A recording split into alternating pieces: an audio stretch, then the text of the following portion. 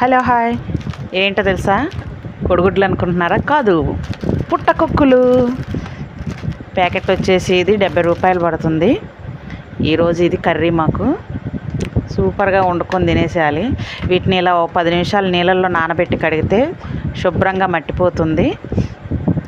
ఎంత బాగున్నాయో పుట్టకొక్కులు అసలుకి. ఆహా,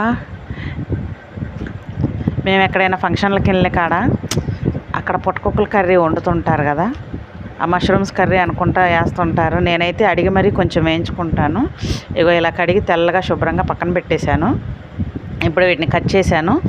కట్ చేసిన పుట్టకొక్కులు, తరిగిన ఉల్లిపాయ, పచ్చిమిర్చి, ఒక చిన్న చిన్న టమాటాలు 2, అప్పటికప్పుడు నూరుకున్న చిన్న అల్లం వెల్లుల్లి ముక్క.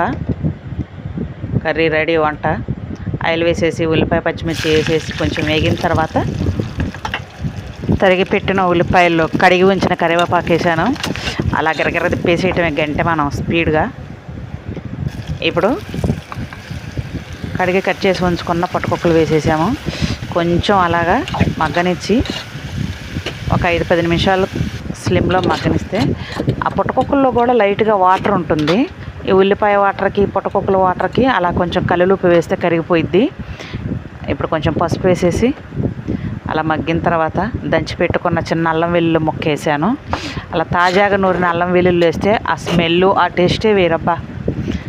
చిన్న చిన్నవి 2 టమాటా ముక్కలు కట్ చేసి ఉంచాను. అలా ఒక గుప్పెడ వేసాను, కొంచెమే, ఎక్కువ వేయొద్దు, టేస్ట్ మారిపోయిద్ది మళ్ళీ. మగ్గిన తర్వాత బాగా ఇలా 2 చెంచాలు కారం వేసాను.